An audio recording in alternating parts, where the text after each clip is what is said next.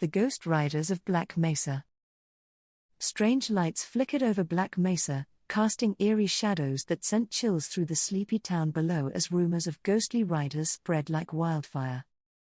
Clayton, the town's weathered sheriff, stared up at Black Mesa from his office, wondering if he was brave enough to investigate the ghostly tales.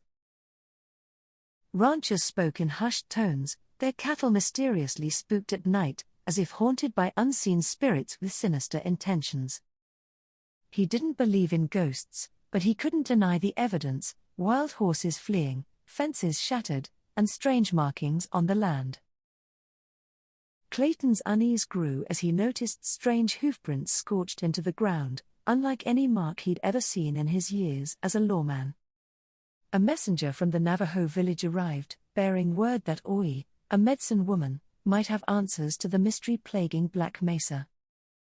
Though he was skeptical of superstitions, Clayton knew Awee had insights beyond his understanding, so he set off to meet her that evening. In her candle-lit home, Awee's voice was steady and calm as she explained the ancient spirits said to roam the mesa during troubled times. She warned him that sometimes the dead do not rest until justice is served, hinting at shadows lurking beyond the physical world. Clayton's pragmatic nature clashed with Awee's tales, but he sensed there was wisdom he couldn't afford to ignore amid her words. As they made their way up Black Mesa, the sky darkened, and the strange lights returned, casting an unearthly glow across the landscape. Clayton clutched his revolver instinctively, though he doubted bullets could stop something that wasn't truly of this world. A sudden gust swept over them, carrying an eerie, high-pitched whinny, like a horse's cry from beyond the grave, sending shivers down his spine. They reached a vantage point overlooking the town, where Awee closed her eyes, murmuring words to the spirits in a language he didn't understand. As she finished her prayer, a shadowy figure appeared on the mesa, the shape of a rider illuminated by the pale moonlight. Clayton squinted, straining to make out details, but the figure seemed to fade in and out of sight, like a mirage in the desert heat. Awee whispered that not all who rode on the mesa were of flesh and blood, warning that some spirits could be angered by their presence.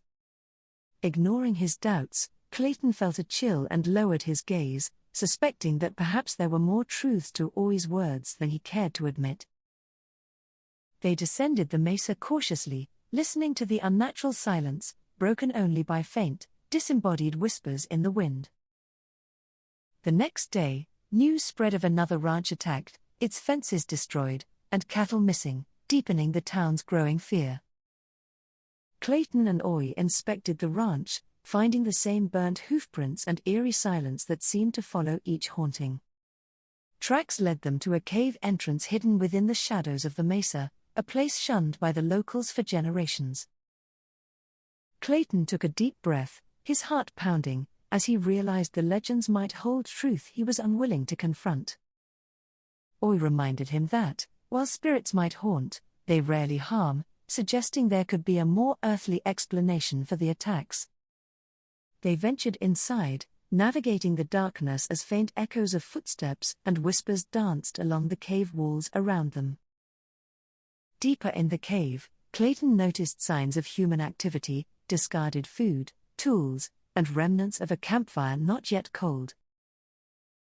The realization hit him that someone was using the cave as a hideout, perhaps to stage the attacks and create ghostly illusions.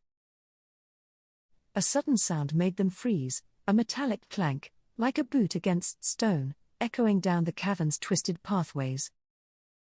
Hidden behind rocks, they spotted a group of men, clad in dark cloaks, masks glinting in the dim light as they planned their next raid. Clayton's heart raced as he recognized Tobias, a notorious outlaw thought long gone, now posing as a ghost to terrify the town. Tobias laughed as he recounted their latest raid, reveling in the fear they'd instilled in the superstitious townsfolk below. Awee whispered that Tobias had desecrated sacred land, stirring spirits who sought justice, angered by his deception. Together, Clayton and Awee devised a plan, knowing they'd need both cunning and courage to expose Tobias without causing a panic. The next night, they returned to Black Mesa, armed with lanterns and mirrors to disrupt the ghostly lights the outlaws used.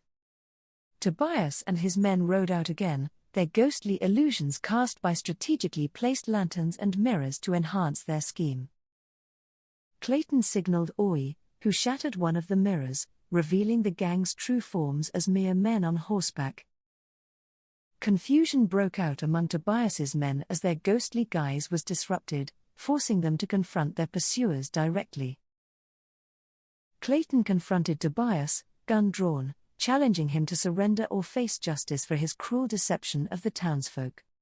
Tobias sneered, vowing the town would never capture him as he fired, missing Clayton by inches before galloping into the shadows. Awee, unshaken, warned that Tobias couldn't escape the spirits he'd angered, his crimes echoing across the mesa's sacred grounds. In the chaos, Tobias's men scattered, realizing their leader had left them behind, unwilling to risk his own freedom for their loyalty. Clayton and Awee pursued Tobias through the winding cave paths, shadows stretching and twisting as if the land itself sought vengeance. Tobias reached the mesa's edge, trapped by the yawning cliff, his horse rearing in fear as whispers filled the air around them. A flash of light lit up the mesa, and Tobias, spooked, lost his balance, plummeting into the depths, his scream fading into silence.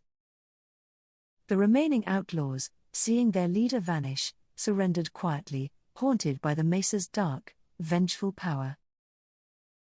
Clayton and Awee returned to town, their faces weary yet victorious, having revealed the truth behind the so-called ghost riders. The townspeople, grateful yet shaken, struggled to reconcile the supernatural tales with the earthly truth Clayton had uncovered. As days passed, cattle returned to grazing peacefully, fences stayed intact, and the eerie lights over Black Mesa faded into memory. Clayton found himself wondering if Awee's words held deeper truth, that the spirits of Black Mesa watched over those who respected them. Late one evening, he climbed the mesa alone, the landscape still and silent, bathed in moonlight, feeling a quiet sense of reverence. A faint glow appeared in the distance, flickering as if a ghostly rider kept eternal watch, a warning and a promise of protection. Awee joined him, smiling knowingly as she said that some mysteries were meant to remain, woven into the land like unspoken stories. They walked back in silence, Clayton feeling the weight of the mesa's history as if it were a part of him now, ancient and alive. The town resumed its quiet life, yet the story of the ghost riders lived on, a tale whispered among ranchers and travelers alike. Children grew up hearing the tale of the mesa's ghosts, wondering if the spirits still rode, protecting the land from harm. Clayton knew the truth lay somewhere between reality and legend, a line blurred by the mysteries of the desert's boundless night. The people of Black Mesa found peace, comforted by the idea that, ghost or man, they were watched over by something greater. Awee continued her work, knowing the spirits of Black Mesa had been honored, their land respected once more by those who roamed it. And as Clayton's days continued, he'd often look to Black Mesa, wondering if one day he'd join the silent riders in the stars above.